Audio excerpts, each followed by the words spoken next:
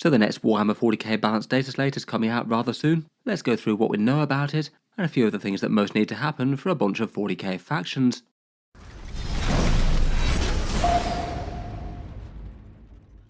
Hello and welcome back to Auspex Tactics, where today we're talking about the upcoming balanced data slate once more. And after a month or so of tournament data, plus a few more hints from Games Workshop, I thought it could be interesting to talk through possibilities for it, everything that we know, things that are more likely to get changes, and a few other things I think might be really quite nice for certain armies. We basically know that the next balance update really isn't too far away now. It's currently mid-November, and we've had 3 different clues for the next update. They said specifically an update in December for their next Deathwatch update. With the last points update, they said that there were certain rules changes coming within 2024, so again that would be most likely December. Though it was interesting to see that the World Championships of Warhammer FAQ that they issued basically implied that the datasheet could be really quite soon after that. They said that it was reflective of balance changes that will be happening either in November or December, and very close to their World Champions event, an event that concludes around the 24th of November, so around about a week away now. Between all that, I'd put most likelihood on early December. They tend to drop them midweek, usually on Thursdays, though it was a Wednesday last time, so perhaps the 4th and 5th of December for that. That could easily be the week before or week after. I'd be surprised if it's too much later after that though. As mentioned, this one really is coming pretty early compared with their normal cycle, around about a 2-month gap from their October update, where they usually have a 3-month gap between one update to the next. They haven't said any reason why this one's coming earlier, though it does feel like it could be a neater thing if they decide to go for December for their balanced calendar normally. They genuinely do try and make efforts to not schedule updates for the exact same time as major tournaments that happen around the world, and the January one always seems to be a little bit uncomfortably close to the Las Vegas Open. So if they do decide to do major balance updates in December, that's quite a good time for it, as not many major events tend to happen then. For this one, we already know more about the contents of the data slate than the vast majority of previous updates that they have. We know that this one is going to be a balanced data slate update with the rules changes and the points changes, not just points. There will also be a new Militarum field manual, so it'll still be both. My guess is though that given that they had points last time, this one might be more rules focused over points. It's not going to be one that issues a new mission deck though, seeing as we have those in summer it would seem. And I guess if they're going to do anything particularly major to core 40k, it'd normally happen with those kind of ones as opposed to the Christmas one. In terms of faction specific stuff though, there are really quite a lot of hints. Deathwatch are going to be playable on a full army level to a greater or lesser extent once more. There's going to be changes to the core mechanics for the Sisters of Battle and the Genestealer cult for their Miracle Dice and Cult Ambush shifting in some way. There's going to be something to try and fix the long-standing problem of Space Marine balance, with something to actually sell the core codexes a bit more than a few character datasheets. And we also got some teasers in the World Champions FAQ. They said that these were basically a first look at a few of the more core changes that would make sense from an FAQ point of view. The biggest thing there were 2 nerfs to the powerful Templars Aquilons, but there were a few other teasers of things like smallish FAQs and rules changes that might matter big to certain niche things, but not really so much in terms of an overall game point of view. Given that it's the balance update, I feel like the things that are going to be most notably changed are usually going to be the things that are overly strong compared with the rest of the game, or overly weak, though at least by tournament numbers and things, 40k is in about as good a state balance-wise as it's ever been. Still armies that are slightly stronger and slightly weaker, but basically every faction is winning major tournaments, and the ones that are on top really aren't in any way dominant. It's not like going back to 9th edition where you'd see, say, just 2 factions taking every single top spot at a tournament because they were so clearly overpowered versus the rest. At the moment, by the tournament metrics and things, it looks like Genestealer cults are pretty much on top versus the rest. Win rates of 58%, 3 big event wins and 2 more undefeated, and they certainly seem to be the most overrepresented on the top tables. Seeing as they're an army with a pretty tiny player base, I feel like they're the easiest one to point out from the data and say they're just a bit stronger than the rest. And otherwise, for the other clearly standout faction, I'd say that's the Astra Militarum. The overall win rate's not quite so impressive, but still stomping the most tournaments out of any other army, and a massively powerful force in the hands of any experienced player. Otherwise, maybe towards the upper end of the meta are armies like Chaos Demons, Adeptus Sororitas, Death Guard, Leagues of Votann and Necrons. All of those have slightly overinflated win rates, though some of them do far better at a top tournament sort of level as opposed to more casually. Maybe Sisters and Necrons doing some of the best to take down tournaments better, and Death Guard and Votann just having a lot of raw power that can be a struggle to deal with casually. In general though, with sort of win rates around about the 51-52% sort of mark, they don't really feel problematic, at least not compared with some of the armies that we've seen already in 10th edition. Focusing on the top dogs a little bit, the Genestealer cults do look like they're first in line for nerfs though. The changes that they got in the data slate were a bit of a surprise really. Their Codex was initially quite badly received, not played by many people, but then they made a rather massive change to Cold Ambush, which seemed to be enough to turn their fortunes around. And a few good players were managing to make them win tournaments. They had a win rate of around about 50% or so looking fairly mid-tier, if quite a high-skill army to play. But GW's last update gave them just some really sweeping points cuts to a lot of their battle line units and other support things, so maybe not too surprising that they're all the way out to 58% wins or so. I feel like there's a reasonable chance that at least some of the points cuts could get reversed, or a few other staple units get toned down. I'd say the majority of their stuff is really quite solidly usable, but not crazily stand out right now, and the faction's got good internal balance. Perhaps a few small increases to a bunch of units is most likely. Maybe the Achilles Ridge Runner looks like it could be a particularly good one to put up a bit, seeing as that feels like the single most auto-include thing right now. On the other hand, though, we do know that they're going to get some sort of updates to Cold Ambush in the change. The exact wording that they said was that we're looking at Cold Ambush mechanics, which, as mentioned, had that weird change after their Codex. I think you could argue that there's two different problems for it at the moment. The randomness, where there's massive swings to the game, and depending on whether or not you roll a 4+ for certain units to return again, and when that could be things like huge blocks of pure strains or aberrants being recycled or not. It just feels some games might be won or lost by the dice, so maybe they could have some sort of mechanic to smooth it out. Perhaps auto-passing one if you fail the first one or two or something, or some kind of modifier. And then the other weird bit, quite aside from that, is the way that things get deployed back on the board. The blip tokens used to be the way that they come back, and now in general you more want to use their sort of pseudo deep strike rule, as that gets things reliably closer to the enemy faster. And feels like the blip token deployment thing is maybe a bit of a sideshow, and that perhaps feels like a shame given that a few of the detachments and units within all have ways to manipulate those blip tokens, and it kind of sidelines all those rules if they're not important. I'm not sure what combination of those two things they're going to mess around with. It could just be a complete rule rewrite. But overall, I suspect that Games Workshop's intention will be that after the changes that have happened plus points changes, the Genestealer cult won't be quite as powerful as they are now.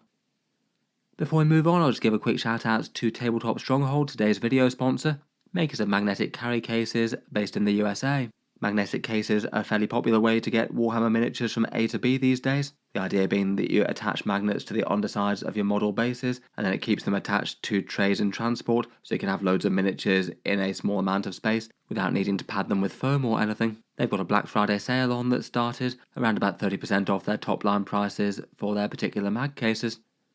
There's lots of examples of magnetic cases out there. Tabletop Stronghold's particular ones are made of MDF, and they have some slot-in steel trays that you can mount at different heights for different sizes of miniatures. The MDF means it can be a little bit heavier than certain other designs out there, though they are notably sturdy and very hard to break, and also have a fun selling point of having a nice clear acrylic screen on the front so you can see your miniatures as they're being transported. Broadly speaking, reviews of the cases themselves tend to be really quite positive. Most people tend to be fairly satisfied with them who've bought one when I've seen them talked about on Reddit and things. In any case though, there'll be links down in the video description, and I'll talk through a few more of their designs and prices at the end of the video for those interested. In any case, a big thank you to them for sponsoring this one. Getting back to it though, the other faction that really seems to be sticking out above the rest in terms of power is the Astra Militarum. Their win rate is definitely nowhere near as impressive versus the Genestealer cults at around about 52-53ish, but they are the other army that seems to be winning all the tournaments, 7 big wins, plus another one undefeated, plus whatever else they've done for this weekend, as I'm recording this before tournament results have landed. Despite the big nerf to Bullgrins they had last time around, they're still clearly one of the single strongest armies around, with multiple builds doing well. The last balance update really did slap Bullgrins with a fairly big nerf, to the point where most people are choosing to use other things, and that was a big deal given that they were one of the strongest units for the Guard, but basically everything else for the faction is pretty well usable, and they even gave them an arguable buff to tank commanders gaining the squadron keyword despite a points increase, and perhaps more importantly they've also got the rather godly power of the Templars Aquilons at the moment, the unit that came out and killed Team Hivestorm, which just was given pretty much flat overpowered rules for 40k. They're just a unit that's going to be pretty much flat bad news to a whole bunch of factions out there. As a result, I really wouldn't be too surprised if Guard attracts nerfs of one sort or another. I don't think that'd be a terrible thing. I feel like there's plenty of units that will just remain very, very strong even with small points increases. Things like Lord Solar, Rogal Dawns, Scout Sentinels, of course the Aquilons, where they could all have small points increases and maybe just tone down the strength of the faction overall a little bit, but still remain very good choices that are absolutely fine to add to your army. In any case though, even if they do give them some nerfs, I feel like it's not going to be the biggest deal in the world, given that they're the next Codex to come out, so any changes that they do have are going to be kind of short term. I suppose though if they have a launch box that comes out in January, that could mean that their actual full release and Codex isn't till late February or March or something. and if that does wind up being the time frame, maybe it is best that Games Workshop rein them in a bit before then. Focusing on Tempest's Aquilons themselves though, it already seems that they're going to be getting 2 rules nerfs as per the World Champions FAQ. For that one, they basically stopped them using Precision Drop alongside Rapid Ingress, as you could do some seriously dumb things with that. Like say a big ground-bound enemy unit is moving up to charge an enemy unit. You can spend 1 command point and put your Aquilons in front of them and basically mean that they won't be able to charge the thing that they had their eyes on. You could just save a tank's life or stop them getting to an objective or something. Or do other things like pretty much just steal a primary objective straight off the opponent. If they happen to have deployed badly on it, it does reduce their utility a little bit, but they're still kind of godly as a 3-inch deep strike unit for that cost in the first place. The other nerf was that they can't use grenades in the same turn as they use their servo sentry ability, which maybe felt like a little bit more of a rules grey area before. I would say that is a reasonable nerf to them, given that that was a really tempting stratagem to use on them just to add some extra damage against things that they won't be all that hot against. Either way though, despite that, I also strongly suspect they'll be going up to a points cost of maybe around about like 110 to 120-ish. Built-in 3-inch deep strike is just massively powerful, and these guys, even out of 1 unit, you can essentially get 2 units worth of doing it with due to the reinforcement stratagem. And people still play Inceptors for Space Marines at 130 points, where they might have some better damage against certain targets, but these guys can clear out chaff infantry a bit better, which is sometimes very important if you're just trying to nuke something that's holding a backfield objective.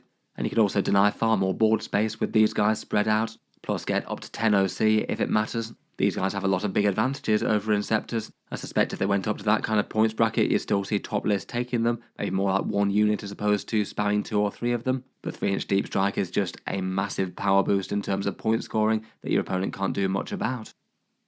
On the flip side of the power spectrum, there's only really one army that seems to massively stand out as being notably weak compared with the rest, and that's Imperial Agents. They're sort of the 40k allies Codex to some extent, but Games Workshop definitely implied that they wanted to make them work on their own, given that they gave them their own points cost that way. But at the moment they just really don't work on any sort of competitive play level. Win rates are around about 40% or so, and way worse than everyone else. And basically no one's seriously trying to win with them in tournaments and things, they're just not really played.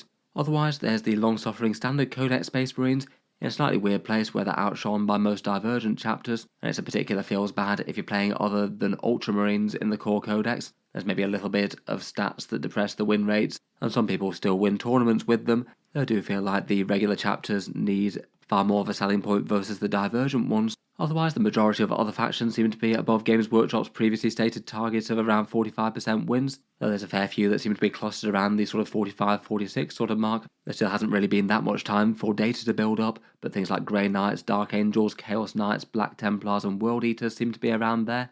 Orks and Chaos Space Marines also seem to be on the lower sort of win rate perspective, but are also actually outright winning a fair few grand tournaments and things, implying that they've got enough strength in their top builds to break through. I guess at least a few of them at this sort of lower end of the power spectrum will get small buffs of one sort or another to some units though.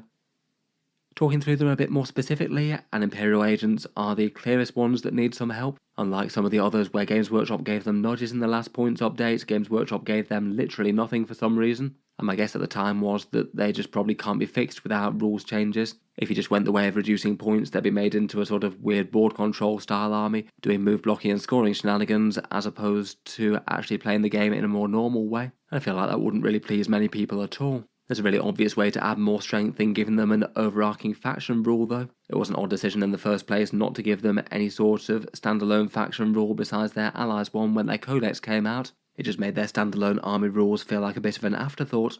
Otherwise, they have another really obvious problem in lacking any units that are particularly dedicated to taking down enemy tanks and vehicles. I don't know if they could maybe try and combine the two in some way. Perhaps something that hands certain units lethal hits in one way or another could be a good one, as at least that could mean a bunch of their mid-tier stuff would be a bit better at punching up and taking down tough stuff. I think in general it'd be better to go with trying to get more rules buffs as opposed to points decreases, though you could have a balance of the two I suppose. I said most of their units aren't standout useless, but all feel maybe a bit mid. Perhaps Inquisitor Greyfax in particular feels kind of notably weak compared with her peers. Then as a sub-army within Codex Imperial Agents, we've got the Deathwatch, who interestingly enough were confirmed to have some major updates coming. Games Workshop unveiled changes for them around that Deathwatch animation that they released, saying that basically when they deleted the Deathwatch index, limited them to 4 mainline datasheets and consolidated them into Codex Imperial Agents, that left a lot of people unhappy. I'm sure some of the most angry would be the people who collected an entire Deathwatch army as you could field it before, using a mix of core-based Marine units, the mixed kill teams, and the unique Deathwatch units, and then suddenly being told that army's not really a thing besides some slightly janky allies rules. As a result, they confirmed that they're going to be releasing a digital update in December, with more options to have Deathwatch armies fully represented as an army in their own right on the field. It's still not 100% clear exactly what they'll do for the faction with those hints that they've had, but whichever way they do it, I guess the outcome will probably be that you can take mainline Deathwatch units alongside standard Space Marine units again and not be actively penalised for doing so. I feel like perhaps the lowest effort thing they could do would just be to make the Deathwatch Index kind of be a thing once again, and return the option to field the Black Spear Task Force alongside the unique Deathwatch units, though I'd still guess they probably won't return Primaris kill teams from Legends. I'm genuinely unsure how well that'll be received though. I feel like the state of the Deathwatch before the update was a little bit on a back burner and not many people were having so much interest in the faction. But at least for people who are big fans of them and have big current Deathwatch armies, not having to make the painful choice between ditch all the Primaris and no Deathwatch detachment rules, I think would at least be a start. It feels like the overall result could still be super low effort, but I guess we'll have to see on that front. I feel like they have done at least a fairly good job of patching up certain factions that released in a bad way, between armies like Dark Angels, Tyranids, and Admech, all of which feel to me in a much better state than when their codexes came out. The other army that's on the lower end of the win rate spectrum are core Codex Space Marines, though again as mentioned that's primarily because their win rates are suppressed a bit due to it just normally being flat better to run different chapters out there, besides possibly Ultramarines which have a big advantage in a bunch more special characters and more usable ones too. If they were just going to adjust points as they stand, their only real levers to pull would be some very undercosted core Codex characters, or make all the Divergent chapter options really quite bland and mediocre, and people don't really want that either. The hint that they gave was that they're trying to make a better experience for Codex Space Marine players, so really could be anything there. I feel like one thing that I'd seen suggested was perhaps having some sort of rules boost for running a Codex chapter with its lore-friendly detachment, so say maybe Imperial Fists getting in a boosted Anvil Siege Force perhaps, or White Scars getting a Storm Lance with some sort of significant advantage for bikes. It could be one pathway to add a bit more strength without worrying about the Divergent chapters, so say if you boosted Storm Lance, would that make Space Wolf Thunderwolf spam too strong again? Otherwise, there's all sorts of other options they could do. They could do split points costs for Codex ones versus Divergent Marines. That seems like that could be a lot of admin. They could give the regular loyalists a boosted Oath of Moment or something, like adding in a reroll ones to wound, which at least would be something, if kind of boring. Or maybe adding on some sort of mild chapter tactic if it was limited to a few datasheets. So say if you declare your army as Salamanders, maybe just getting some flat boosted Flamers, though maybe that one feels a bit less likely given that that's just not really the way that they've designed 10th edition rules to work. I guess perhaps you could have it as a bolt-on rule to a character datasheet ability, where you have to have one of the Salamander's characters to unlock it perhaps. Overall there's genuinely quite a few choices, and I think this is one of the ones I'm most interested to see what they come up with for the balance update. I really hope that this one's enough to make some of the lesser played chapters genuinely really cool and interesting again, as there's been a lot of Codex Space Marine players waiting for this. Otherwise, the last major tease thing that we had were the Miracle Dice. Games Workshop's hint being we're looking at Miracle Dice usage and generation. This one feeling a little bit more out of the blue. Sisters have been really quite powerful, but the Miracle Dice does feel like quite a fun and fluffy one to me and doesn't really feel like a problem to be outright fixed. I don't feel like in itself it's unbalanced. Adepts and Aurorators were super weak at the start of 10th edition despite having the mechanic due to the points costs of their units. Again, my first guess might be whether it's some sort of way to limit variation on a bunch of bad rolls or a bunch of good rolls. I'm not sure exactly how you do it, but maybe if you had a bunch of ones rolled early on, you could have some sort of catch-up mechanic, or being able to trade 2 results in for a 6 or something like that, just to give a bit more reliability and maybe not quite so reliant on things like the Triumph. I also don't know if they might do something with the Triumph's Miracle Dice generation. It does feel weird that that's now pointed up to 250 points, but still making appearances in a fair few competitive lists. I feel like that big points cost maybe just shows just how game warping it is to be able to get your hands on automatic 6 Miracle Dice. In terms of tournament stats though, it looks like Sisters don't really need any additional strength right now though, so if they wind up making the Miracle Dice mechanic stronger in some way with a catch-up type thing, that probably needs to further increase points costs, which might also feel a bit weird. It still seems they're pushing to be one of the stronger factions in 40k right now. Otherwise, for a few thoughts for some other armies, I still feel like Chaos Knights are one of the most obvious ones that still have problems with internal balance. I think it's been about 4 points updates in a row that they've tried to make the Titanic Knights catch up with the War Dogs a bit, but haven't really managed it. They have slightly narrowed the gap every time, but just not by a particularly meaningful amount. Looking at a whole bunch of well-performing Chaos Knight tournament lists since the update, and it looks like around about half of them use a Titanic Knight now, the other half just spamming out max War Dogs with Brigands and Stalkers.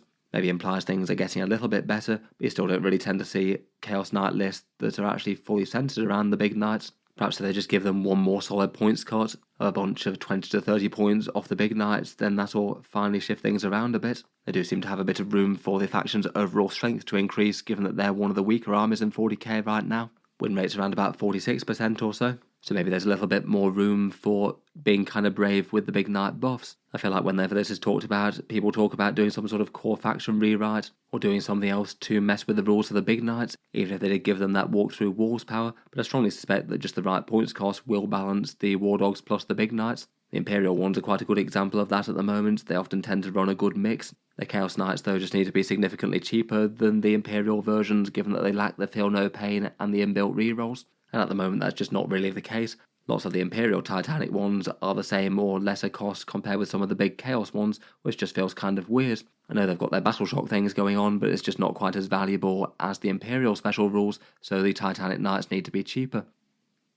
Otherwise, after the last update, I feel like Orks are in a much better place, with multiple detachments being kind of playable. Games Workshop really have felt like they separated out the Codex into a bunch of little mini-armies though, with detachments that are really heavily focused on certain datasheets, and as a result there's still some of those mini-armies that are struggling more than most. The biggest and most obvious area that I think needs rules help is probably the Buggies and the Speed Freaks. Some of the units are playable, but near enough across the board, most of the War Buggies are just pretty bad for the points that you pay with them.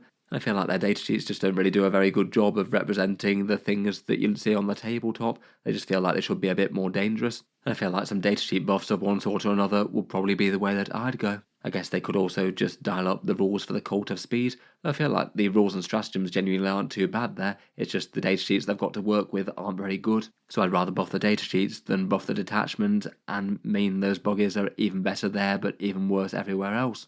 Besides that, for Orks, the Dreads and Walkers have a similar sort of problem with Dread Mob. A lot more people do run Dread Mob, to some success compared with Cult of Speed, but even so it's sort of mediocre as opposed to standout strong. And it's just kind of clear that the Walkers are a bit overcosted if they can't be strong in Dread Mob with the very scary boss that you can get there. Never mind everywhere else in the Ork Codex. Just feels like most of the Walker datasheets in general could get some small points decreases across the board to help catch Dread Mob up with the rest of the detachments. Finally, I feel like the Big Hunt still suffers from its weird detachment rule. You kind of need to be able to get your hands on monsters and vehicles, and if you can't, the detachment has a lot of its stratagems made kind of useless. Really good in certain games, like if you're playing Knights or something, but just really bad in others where you don't have a good target. Could be one to address in some form if they wanted to.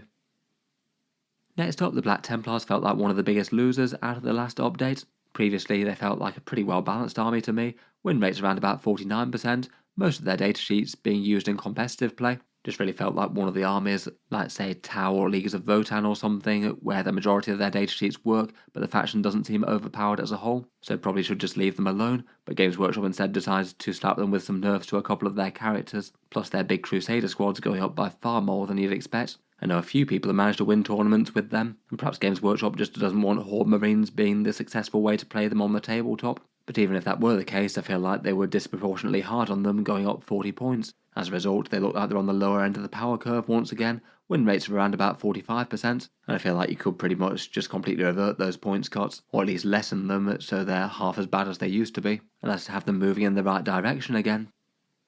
Otherwise, for Dark Angels, again they seem to be on the lower end of the power curve once again, partly due to Deathwing Knights going up, partly due to Gladius Task Force getting some nerfs, though it still seems that Dark Angels players think Gladius Task Force is their best shot versus their Codex detachments, and that still seems like a problem to be addressed. Last balanced update, they buffed both Inner Circle Task Force and the Unforgiven Task Force, but both of the buffs were kind of slight. You got a few more +1 to wound things for the Inner Circle, and a little bit more objective manipulation for Unforgiven, but neither of them really tempted people to play the detachments. Perhaps they could do with another round of increases until they're actually tempting over the core Codex. In any case, they certainly feel like they could be good targets to try and shore things up a bit. I'm not going to go through literally every faction in the game that's got a Codex and detachments, but if Games Workshop want them all to be playable, they still have a lot of work to go on a whole bunch of fronts. It's kind of interesting that they have made some targeted changes to certain detachments as they've gone on with 10th edition balance. In 9th edition, it just really didn't seem to be a thing, and they just left sub-factions to sit kind of how they were, and any changes were just to try and make factions balanced against each other, as that was all that they could cope with. I definitely feel like it's a positive thing that they can try and start making some army playstyles more balanced against each other, and not just try and frantically make the army balance less terrible. But still, for the majority of armies, around about half their detachments are kind of weak to bad. Quite a few of the ones listed here just rarely see competitive play. Whether it's things like Annihilation Legion, which is good for Scorpec destroyers and not much else, the very character-focused Auric champions for the Custodes, Tyranid's Assimilation Swarm being locked to just a few datasheets, or the big nerfs that they got to Unending Swarm. The Blood Angels detachments are just badly balanced versus the massive power of the Liberator, and even armies like Sisters and Genestealer cults that have the majority of their detachments really quite strong still have ones that rarely see play, things like the Genestealer cult Brood Brothers or the Sisters Penitent Host. In reality, I think it's very unlikely that Games Workshop work too hard to make the majority of these work. I feel like they might be a little bit more likely to for the armies that only have one standout way to play. Maybe like Dark Angels that seem to be pretty fixated on their Gladius, perhaps. I feel like that would make more sense to get the priority versus a bunch of the others, though I guess we'll wait and see on that front. Finally, alongside the points and the army balance changes, these updates are also times when they tend to mess around with core rules and FAQs if they're going to. I guess there's always the chance they could do weird surprising things to the core mechanics of 40k, such as deciding to make Pivot a thing for the summer update, which was weird. For those sort of things though, my guess would be that they'll usually try and aim those when they update the mission deck, and that's going to be the summer updates as opposed to the winter ones. Otherwise though, by that World Champions FAQ we know a bunch of other small changes and clarifications that are happening. Hellblasters will be able to shoot on death when they roll hazardous again, which was made a little bit ambiguous by the last FAQ they had. The Templars had their FAQ extended to cover enhancements, whereas previously stratagems that could be boosted with fervent exclamation to count as being in a vow. There's a clarification as to how it works with consolidating around objective markers, and the Pariah Nexus cards had a couple of changes and clarifications as well, the biggest one being that you can't terraform an objective that an opponent is terraforming, and that one just seemed like a kind of actively bad change in my opinion, given that it just really cements the advantage of the first person getting to that objective. In general, besides the Tempest's Aquilons thing though, I felt like the majority of the World Champions FAQs were pretty niche to be honest, nothing really that's going to change 40k in a big way. I feel like they got a lot of the more major FAQs and things to the game done in the summer update and the one after. In any case though, I'll be interested to hear what you guys think about this one. What are your hopes and fears for the balance update, and what do you think that Games Workshop's going to come out with when it drops? I look forward to hearing all your comments down below. Finally though, as mentioned earlier, I'll just cycle back to today's video sponsor in Tabletop Stronghold. As mentioned, one option for magnetic carry cases, storing a whole bunch of miniatures in an MDF box with steel trays. Magnetic carry cases being all very popular right now, you can absolutely DIY your own, though a lot of people get some good value out of a custom built solution. Here's a short close-up of the individual trays that you can mount in the boxes, a bit of a diagram as to how many models that you can fit on each layer, so around about 90 odd 25mm bases, around 30 Terminators or 6 Knight Armigers. In reality you probably wouldn't want to load them quite this busy, but it does quite well to demonstrate max capacity I think. The boxes themselves come in a variety of sizes. The smallest one is the Mag Case Mini. While it's on sale for Black Friday, it's £65, $70 or €88, around about 30% off from normal prices, but bear in mind that if you're buying it from outside of the USA, there might be local VAT and sales tax to pay, and can be worth clarifying with the provider. Shipping is included in the cost though, and they ship out to the UK, Canada, EU, Australia and New Zealand as well. Otherwise, the more standard one is this mag case here, currently £107, $115 or €128. Again, sales tax might vary. I feel like you can get a good look at the size of these from the Chaos Knight that's on the bottom layer here, quite a tall case that can fit some big models in. I feel like this one could transport a lot of medium-sized armies pretty comfortably, and it also comes with a bunch of magnets to mount to the model's bases. I'll put the dimensions of the cases on the screen. Then there's the really big one. This one's the XL one, basically two of the previous attached together for a massive case. This one's £185, $200 or €220 in the Black Friday sale, and you can sort of see the acrylic panel that's attached to the front here. Looks pretty nice to both be able to transport and have the miniatures somewhat on display as well, I think. I feel like this one would fairly comfortably take a bunch of 2,000 point armies here. You can see a Baneblade on one of the layers on the left there. In any case though, a big thank you to them for sponsoring the video. Check them out, links down in the video description. They are one good maker of carry cases, but there's plenty of other good things out there between foam and DIY solutions as well, of course. Let me know your thoughts as to the balance update. Look forward to hearing all your opinions down in the comments. Feel free to subscribe to the channel if you'd like to see more like this. I'll certainly be keen to report any news of 40k rules updates that we see, and cover the changes in full once they're out. Feel free to check out the bits down in the video description, including the Patreon page to support the channel, and the discount affiliate links if you want to buy some Warhammer slightly cheaper. A big thank you to anyone supporting on those, but otherwise a massive thank you for listening, and I'll hope to see you guys next time.